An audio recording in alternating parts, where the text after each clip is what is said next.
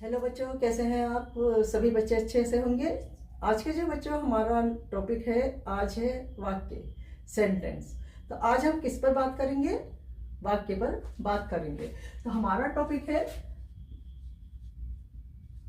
वाक्य। अब ये वाक्य जो है बच्चों, भाषा की एक प्रमुख इकाई है। जैसे कि आप सभी जानते हैं, अगर वाक्य ना हो तो ये जो हम बातें कर रहे हैं तो इसका कोई अर्थ नहीं होगा। वाक्य से क्या होता है, हमारी बात आगे बढ़ती है। जब हम वाक्य बोलते हैं तो एक वाक्य बोला, दूसरा वाक्य, तीसरा वाक्य, तो इस तरीके से जो है वो हमारी बातचीत जो है वो सुनने वाले तक पहुंचती है। वाक्य एक ऐसा वाक्य जो है बच्चों, वो सार्थक शब्दों का एक ऐसा समूह होता है जो वक्ता के द्वारा अपनी बात को या लेखक के द्वारा अपने विचारों को किसी दूसरे तक या सुनने वाले तक पहुंचाता है। इसके जरिए, वाक्य के जरिए हम अपने विचारों को, अपने भावों को प्रकट करते हैं। जैसे मैं आपके सामने एक वाक्य बोल रही हूं कि मैं आपको पढ़ा रही हूं, है ना। और दूसरा मैंने आपके सामने एक वाक्य बोल रहा, दूसरा मैं आपके सामने वाक्य बोल रही हूँ कि आप जो है वीडियो के माध्यम से ऑनलाइन जो है पढ़ाई कर रहे हैं। तो ये वाक्य ही है। तो है जब छोटे छोटे वाक्य मिलकर क्या बनते हैं, भाषा बनती है। और वो जो है सार्थक अर्थ देने वाले शब्द होने चाहिए। यानी कि वाक्य जो है, वाक्य शब्दों का समूह है, लेकिन ऐसे शब्दों का समूह जो जिनका कुछ अर्थ हो, यानी कि जो सार्थक हो, है ना। तो जब फॉर एग्जाम्पल मैं आपको एक एग्जाम्पल देकर समझाती हूँ। राम किताब पढ़ता है। अब मैंने ये एक वाक्य लिख दिया है, ये है वाक्य, ठीक है। अब ये तो बिल्कुल सही लिखा है मैंने, ये बिल्कुल सही वाक्य है कि राम किताब पढ़ता है। अगर मैं इसको इस तरीके से लिखूं कि किताब राम पढ़ता है किताब राम पढ़ता, तो क्या मैं इसको वाक्य कहूंगी? तो ये बिल्कुल गलत है। तो ये अव्यवस्थित सा, ये क्या हो गया, ये शब्दों का समूह तो है बच्चों, लेकिन क्या है, अव्यवस्थित समूह है ना। तो और वाक्य क्या होता है, वाक्य जो होता है वो शब्दों का व्यवस्थित समूह होता है और जिसका एक सार्थक अर्थ होता है। सार्थक यानी कि उन शब्दों को मिलाकर कोई एक अर्थ बनना चाहिए। जैसे मैंने पानी पी लिया, मैंने पानी पी लिया, ठीक है। तो ये क्या है, ये मैंने वाक्य शब्द तो बोले, है ना, कि मैंने के बाद क्या आया, पानी आया, पानी के बाद क्या आया, पी आया, और पी के बाद क्या आया, लिया। तो ये क्या है, इन शब्दों का समूह तो है, व्यवस्थित क्रम से लगे हुए हैं ये सब। जैसे मैंने के बाद क्या आया, पानी आ गया, पानी के बाद क्या आया, पी आया, और पी के बाद क्या आया, लिया आया। तो ये क्रम से लगे हुए हैं, ये व्यवस्थित समूह है, शब्दों का व्यवस्थित समूह है, जिससे हम ये पहचान सकते हैं कि ये जो वाक्य है ये बिल्कुल सही है। चलिए और कुछ उदाहरण देख लेते हैं। कुछ वाक्य ऐसे होते हैं बच्चों कि कुछ शब्द को मिला, एक शब्द से ही वाक्य जो है वो बन जाते हैं, लेकिन वो परिस्थिति एक ऐसी परिस्थिति होती है जिसमें जो है वो हम सब बात को समझ लेते हैं। जैसे खाना, कोई आया हमारे सामने, कोई आया और उसने कहा कि खाना। अब केवल देखो उसने एक शब्द बोला है, खाना। तो इससे हम ये समझ गए कि हम पूरा सेंटेंस ही समझ गए, पूरा वाक्य ही हमारे सामने आ गया कि इसको खाने की जरूरत है। तो इसको जो है ये हम वाक्य नहीं कहेंगे, है ना। ये है तो वाक्य, है ना, लेकिन क्या है, ये अधूरा वाक्य है। अगर मैं इसको इस तरीके से कहूं कि मुझे खाना चाहिए, मुझे खाना चाहिए, तो देखिए, तो ये सेंटेंस जो है वो किसी के भी सामने बोल दीजिए, बच्चे के सामने भी बोल दीजिए, बच्चा भी इसको समझ जाएगा। लेकिन इसको जो है बस केवल खाना, तो ये एक परिस्थिति होती है जिसमें ये ऐसे जो शब्द होते हैं वो बोले जाते हैं। और दूसरा जो वक्ता जो है, जो सुनने वाला है, वक्ता यानी कि बोलने वाला है ना, बोला, जिसने ये बोला है खाना, तो उसका जो है सुनने वाले ने क्या है कि समझा, केवल सुनने वाला ही समझा इसको। बच्चा इसको नहीं समझ सकता है ना। बच्चा जो है वो इसको से नहीं समझता। बच्चा तो कहेगा कि खाना, तो वो भी यही सोचेगा कि खाना, या तो वो ये सोचेगा कि खाना खाया, या जो हमारे फूड रखे रहते हैं उसको कहेगा, है ना। लेकिन बड़ा तो ये समझ सकता है कि खाना, है ना, खाने से वो पूरा सेंटेंस समझ सकता है। लेकिन अगर बिल्कुल स्पष्ट रूप में ये कहा जाए कि मुझे खाना चाहिए, तो वाक्य में क्या होता है, एक तो स्पष्टता होती है, एक विचारों को, अपने विचारों को दूसरे तक पहुंचाने की क्षमता होती है, और तीसरा क्या है कि व्यवस्थित रूप होता है, क्रम होता है उसका, और क्या है, चौथा क्या है कि वो सार्थक शब्द होते हैं, उसका एक अर्थ होता है। सार्थक शब्द यानी कि उन शब्दों का एक अर्थ होता है, तभी हम उसको एक स्पष्ट वाक्य जो है उसको स्पष्ट वाक्य कह सकते हैं। अन्यथा वो जो है अगर हम इस, जैसे मैंने आपको बताया है किताब राम पढ़ता, तो ये क्या है, अव्यवस्थित समूह है शब्दों का, तो इसे हम वाक्य नहीं कह सकते हैं। ये क्या है कि भाषा की जो सौंदर्यता है, सुंदरता है, ये उसको क्या करता है, खराब कर देता है। और ये क्या है, बिल्कुल हमने सही वाक्य बोला कि राम किताब पढ़ता है, तो ये वाक्य जो है भाषा की सुंदरता को बढ़ाते हैं। चलिए पहले हम इसकी परिभाषा देख लेते हैं कि वाक्य शब्दों का क्रमबद्ध एवं सार्थक समूह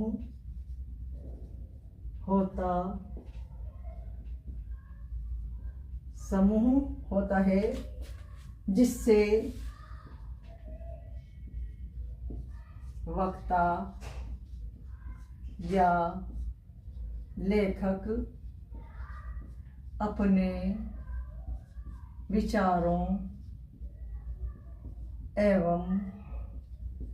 विचारों एवं भावों को सुनने वाले या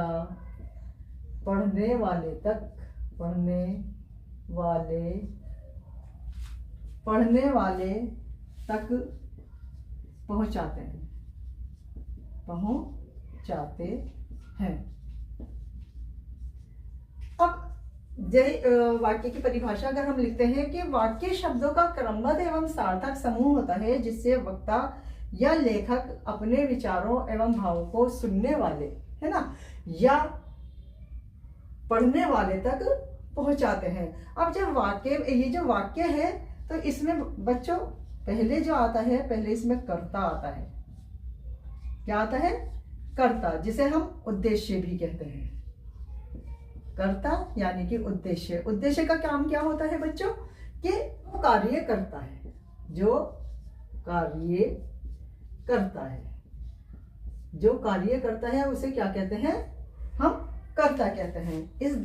इसका जो दूसरा वो होता है, भाग होता है वाक्य का, दूसरे भाग में क्या होता है कि क्रिया होती है। अब क्रिया आप जानते हैं कि क्रिया यानी कि काम करना, और तीसरा जो होता है बच्चों इसमें कि कर्म, यानी कि जिस पर काम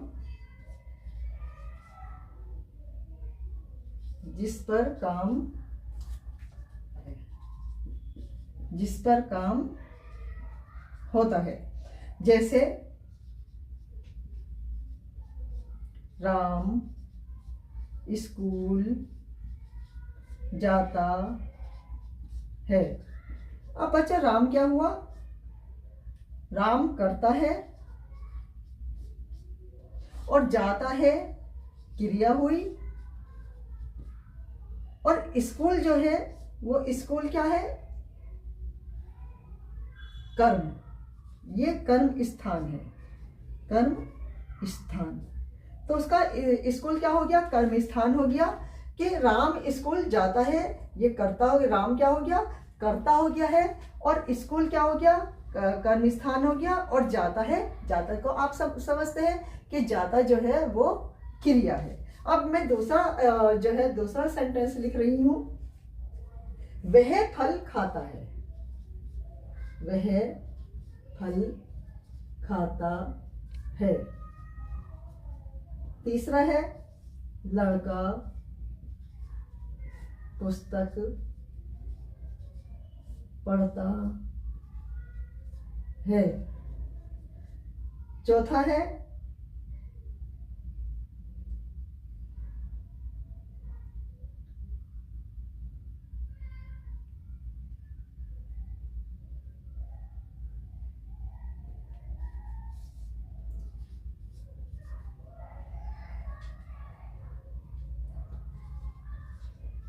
श्याम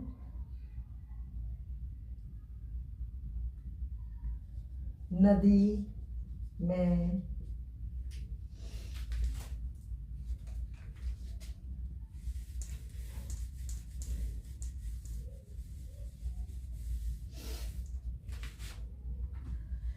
अब जैसे राम स्कूल जाता है तो हमारे जो ये तीन ये जो वाक्य है तो इसमें ये तीन हिस्सों में बटा हुआ होता है। पहला होता है कर्ता, यानी कि जो कार्य करता है। दूसरा होता है क्रिया, जो काम के लिए आती है। और कर्म, यानी कि जिस पर काम होता है। जैसे राम क्या है? हमारा कर्ता में आएगा। स्कूल क्या है? कर्म में आएगा। और जाता है वो क्रिया में आएगी। ऐसे ही वह जो है वो हमारा कर्म माना जाएगा, न कर्ता माना जाएगा हमारा। वह क्या है? कर्ता है। और फल जो है वो हमारा क्या है? कर्म है।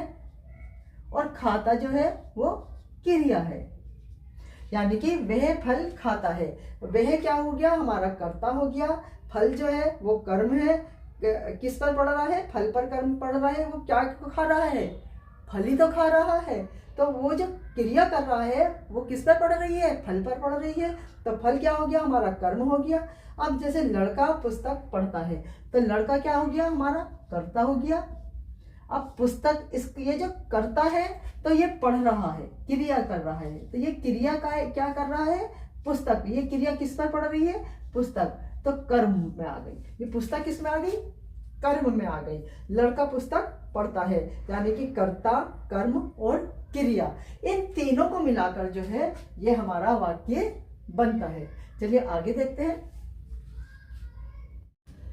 अब बच्चों वाक्य के अंग होते हैं। वाक्य के अंग। नंबर 1 है उद्देश्य, जिसे आप क्या कहते हैं? Subject, subject. दूसरा होता है इसका विधेय, विधेय, जिसे आप कहते हैं प्रेडिकेट, प्रेडिकेट। ठीक है।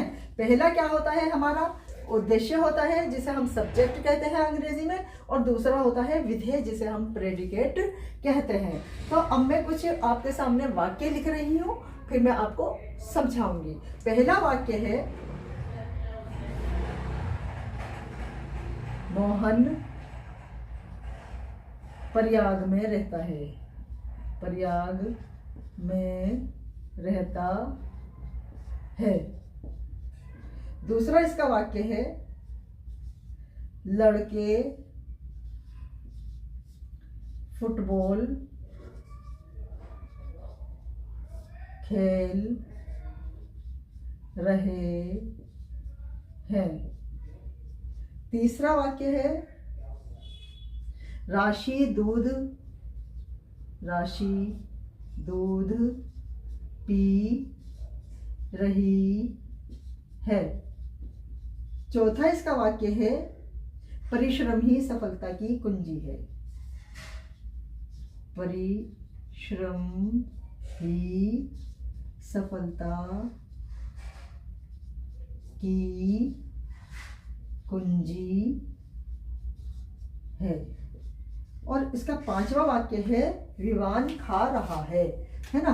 पांचवा इसका वाक्य है विवान खा रहा है।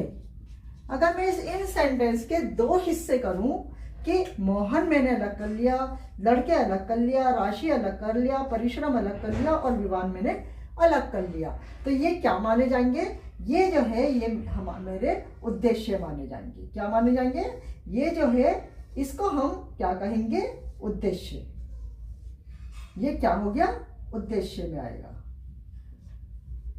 उद्देश्य ये सब्जेक्ट में आएगा। अब प्रेडिकेट में क्या आएगा? जो सेंटेंस का जो हिस्सा रह गया है ना। जैसे मोहन प्रयाग में रहता है, तो ये प्रयाग में रहता है काय में आ गया, ये विधेय में आ गया। ये क्या कहलाता है? ये हिस्सा वाक्य का विधेय कहलाता है। जैसे यहाँ पर लड़के फुटबॉल खेल रहे हैं, तो फुटबॉल खेल रहे हैं काय में आएगा? विधेय में आएगा, यानी प्रेडिकेट में आएगा। दूध पी रही है, तो ये किस में आएगा? विधेय में आएगा, है ना। ही सफलता की कुंजी है, ये भी विधेय में आएगा, है ना। और खा रही है, और ये भी विधेय ही माना जाएगा।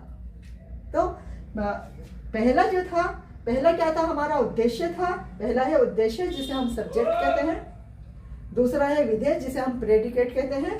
तो उद्देश्य क्या है? मोहन, लड़का, राशि, परिश्रम और विवान, है ना। और विधेय कौन सा है? प्रयाग में रहता है, फुटबॉल खेल रहे हैं, दूध पी रही है, ही सफलता की कुंजी है और खा रहा है। तो ये था उद्देश्य और विधेय। चलिए अब हम इसके विस्तार पूर्वक तो हम आपको नहीं बताएंगे वाक्य के भेद के बारे में, लेकिन हम यहाँ पर आपको बताए दे रहे हैं कि इसके कितने भेद होते हैं। एक तो चलिए अब हम वाक्य के भेद देखते हैं। वाक्य के भेद, एक इसके भेद होते हैं अर्थ के आधार पर।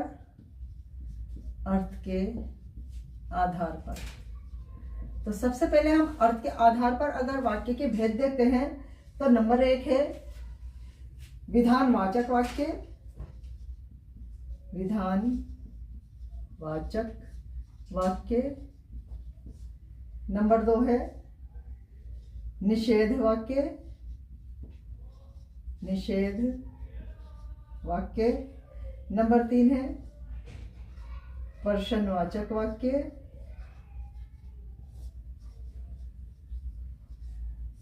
नंबर चार है आज्ञावाचक वाक्य।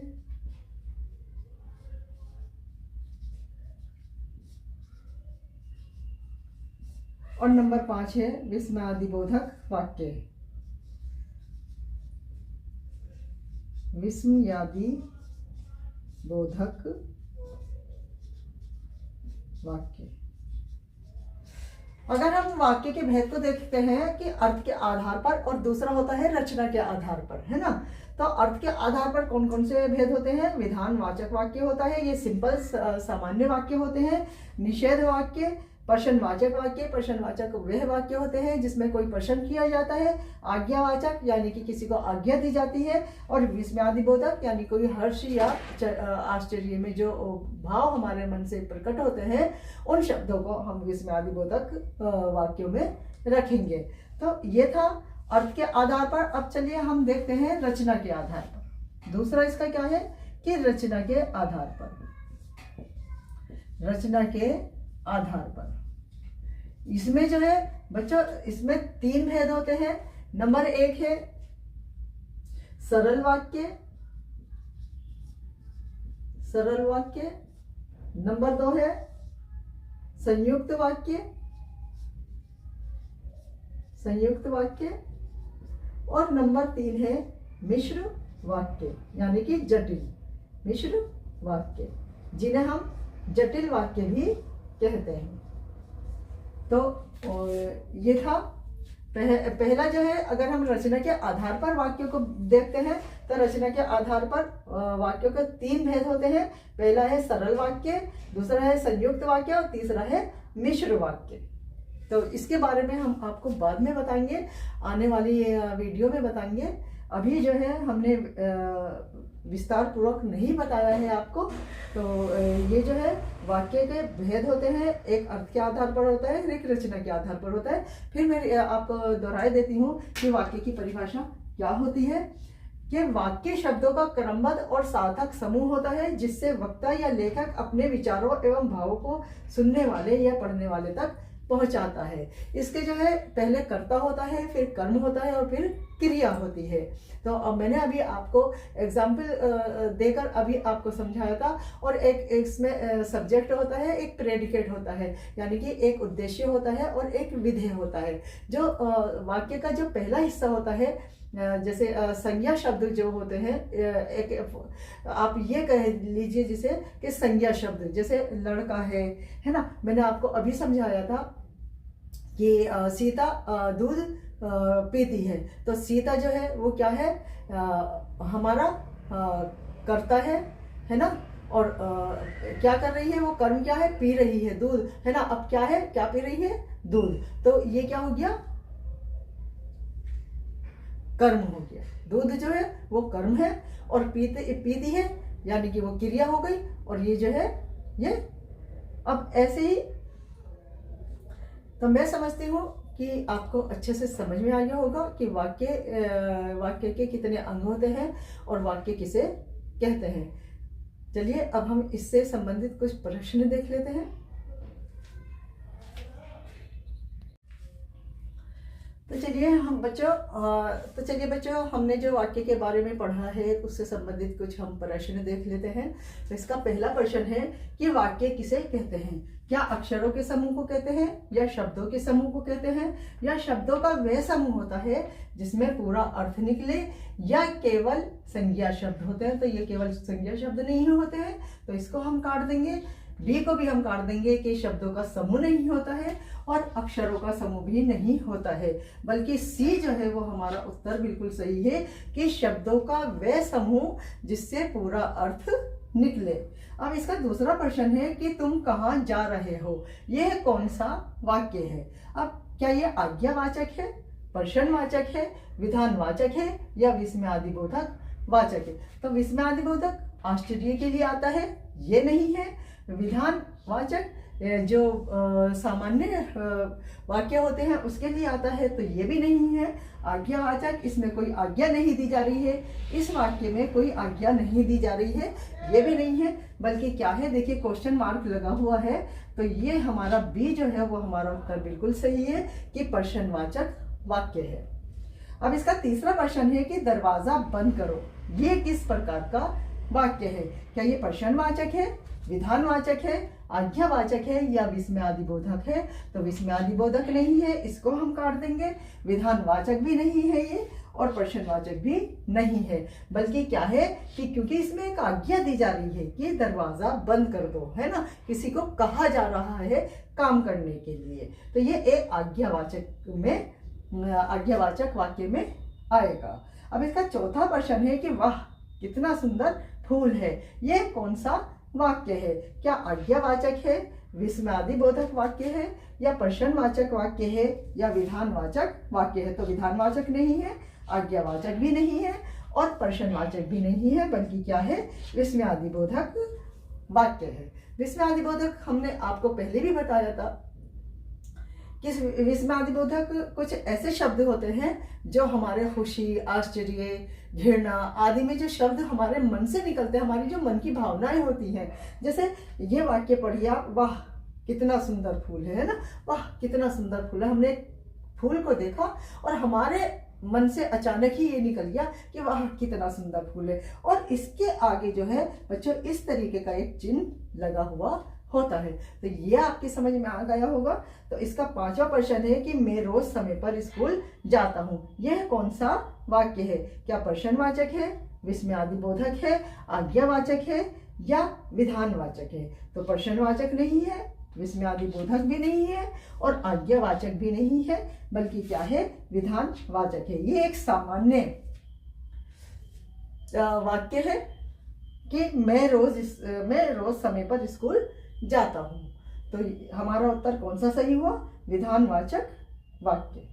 डी जो है वो हमारा उत्तर बिल्कुल सही है। चलिए अब हम अनुच्छेद पढ़ते हैं। आप और हम मिलकर अनुच्छेद को पढ़ेंगे। तो बच्चों, आप और हम मिलकर पढ़ते हैं अनुच्छेद। ये अनुच्छेद जो है वसंत ऋतु पर आधारित है।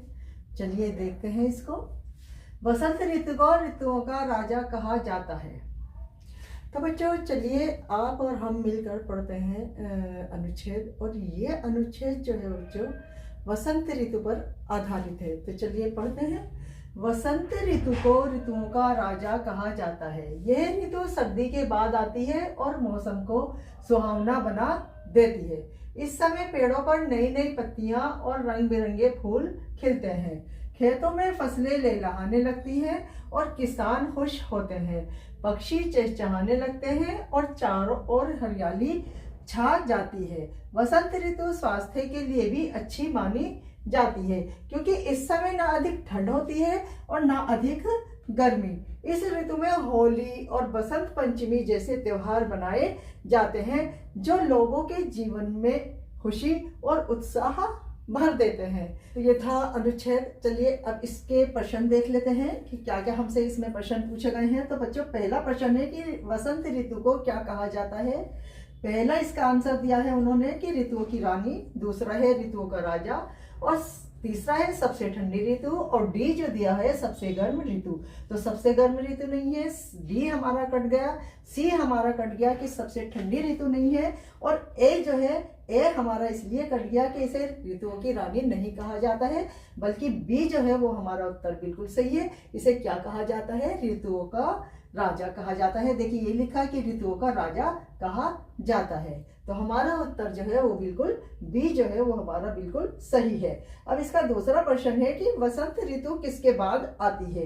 पहला है ए जो दे रखा है वो गर्मी के बाद, बी जो है वर्षा के बाद, सी है सर्दी के बाद, और डी है शरद ऋतु के बाद। तो शरद ऋतु का कोई इसमें अनुच्छेद में वर्णन नहीं है, यानी कि कुछ नहीं है, इसका जिक्र नहीं आया है। और वर्षा के बाद ये नहीं है, गर्मी के बाद ये भी नहीं है, बल्कि हमारा उत्तर जो है वो बिल्कुल सी जो है वो हमारा उत्तर बिल्कुल सही है कि सर्दी के बाद। देखिए यह ऋतु सर्दी के बाद आती है। तो हमारा उत्तर कौन सा सही हुआ बच्चों, सी जो है वो हमारा उत्तर बिल्कुल सही है।